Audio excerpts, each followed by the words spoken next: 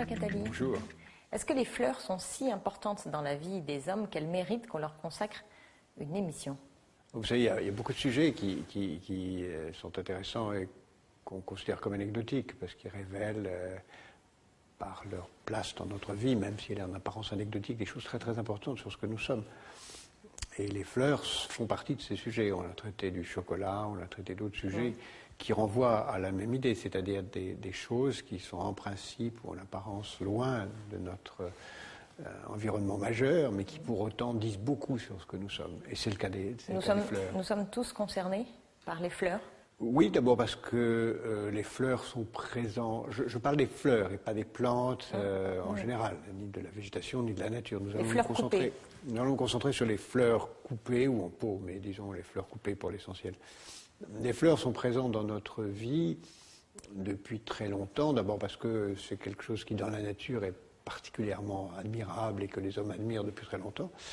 Depuis toujours même, puisqu'on en trouve trace dans la littérature, dans la Bible évidemment, il y a 3 millénaires, on en trouve trace dans la Bhagavad Gita, on en trouve trace dans la plupart des grands textes religieux. Ensuite parce que c'est un fantasme absolu, puisque la fleur c'est l'organe sexuel des plantes, donc ça renvoie à beaucoup de choses liées à la sexualité.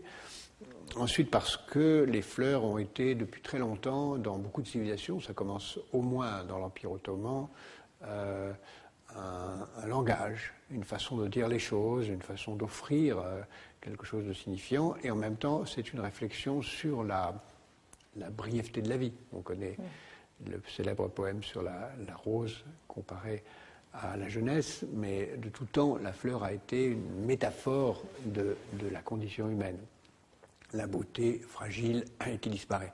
Et puis tout au long des siècles, la fleur est devenue un des grands cadeaux qu'on offre pour dire quelque chose, avec d'ailleurs un premier dictionnaire à la fin du XIXe siècle sur le langage des fleurs, le langage des plantes, des fleurs elles-mêmes, qui chacune d'entre elles dit quelque chose de différent. Donc, de la naissance à la mort, voilà.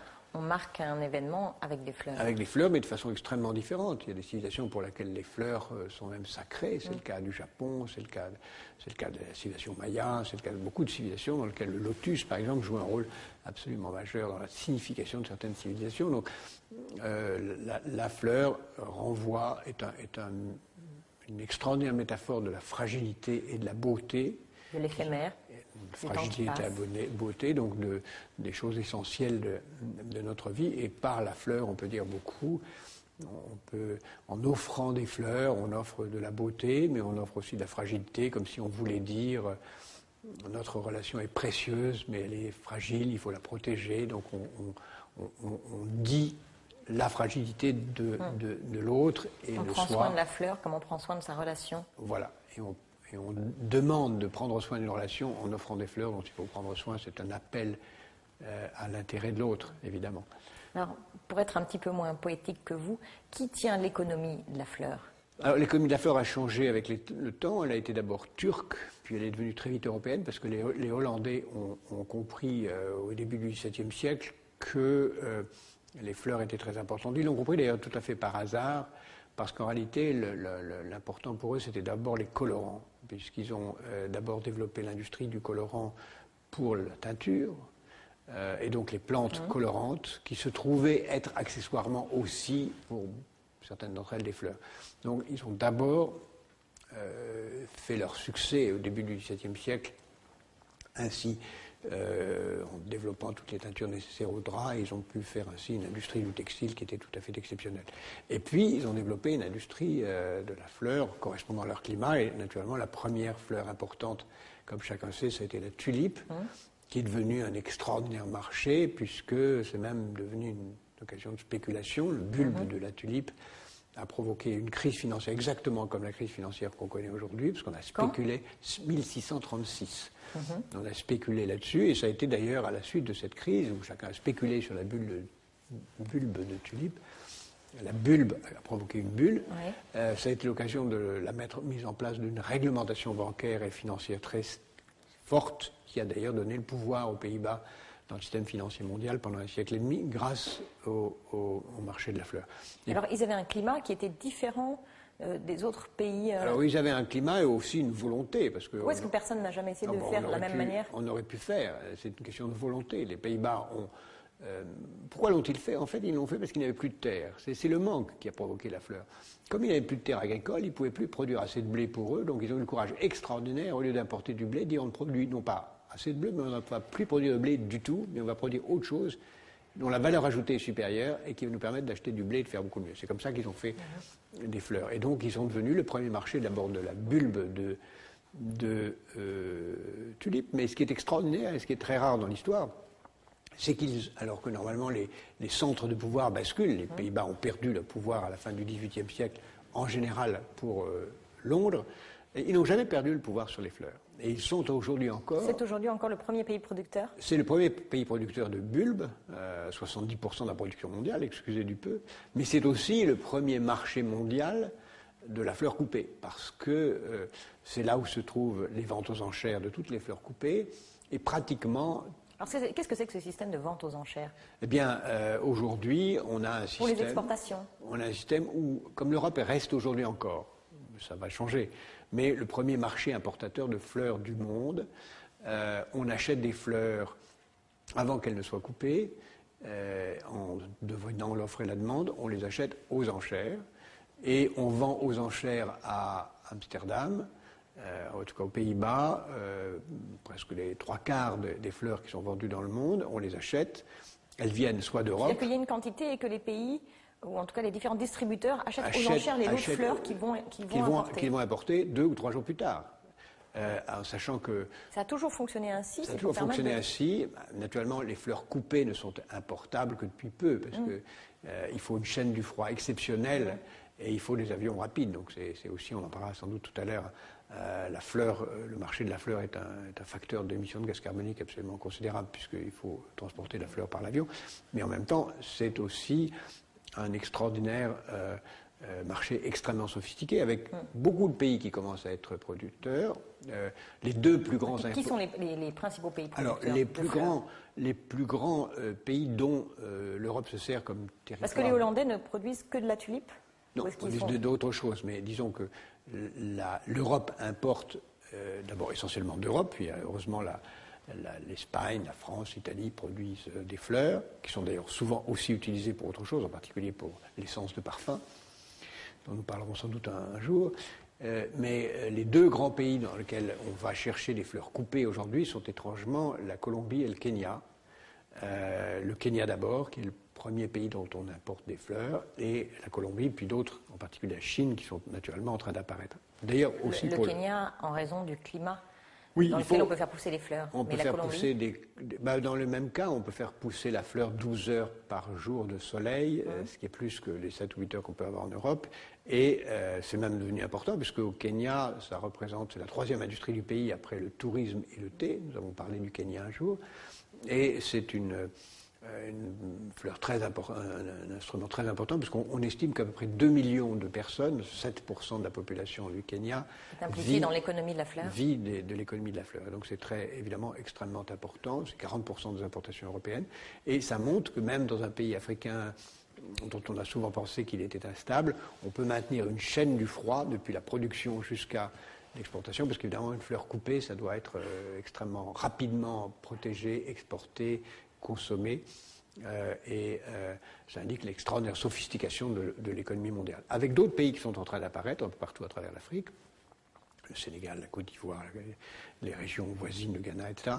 Et puis d'autres pays qui sont en train de surgir, en particulier la Chine. Il y a une région de la Chine qui est en train d'exploser.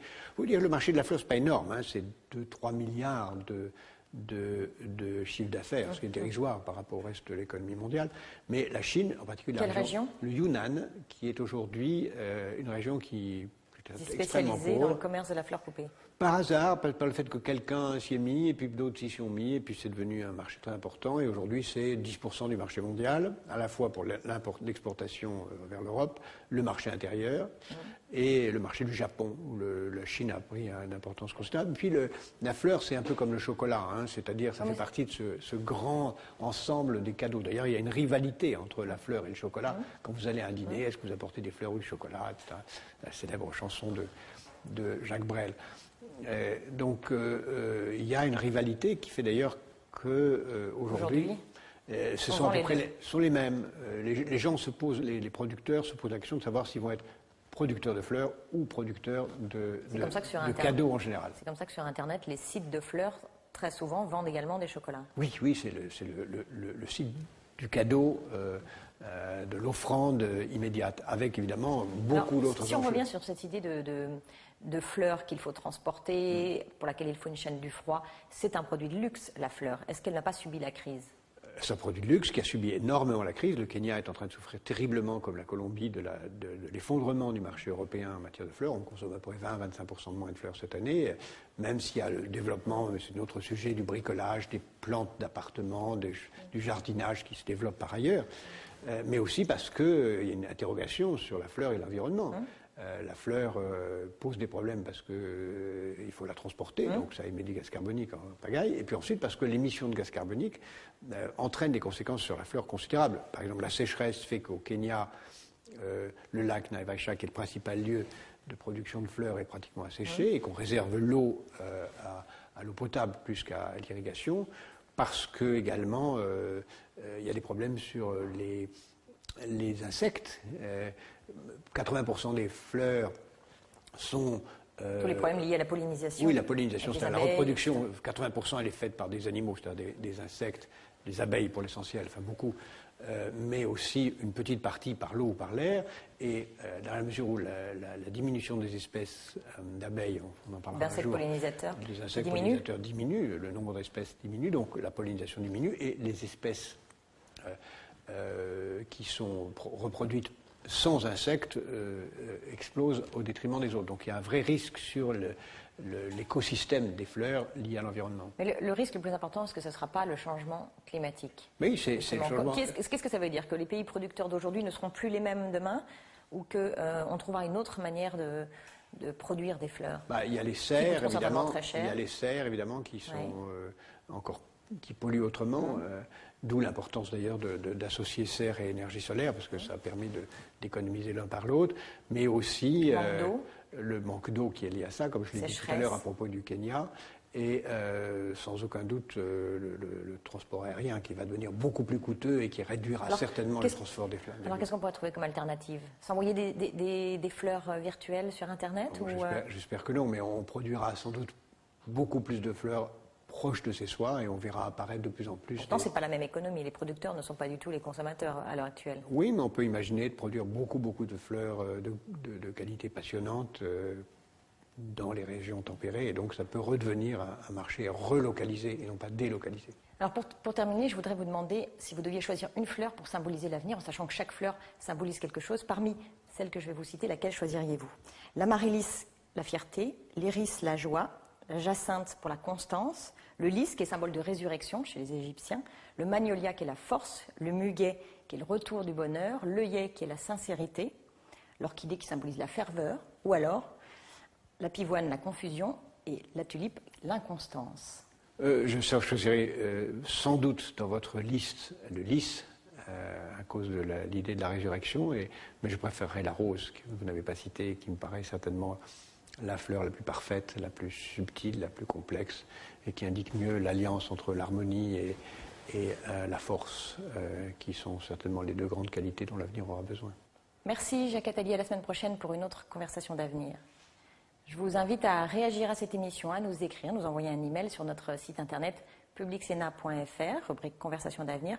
Vous pourrez également consulter nos archives, revoir nos précédentes émissions, mais également podcaster celles-ci. Merci et à la semaine prochaine.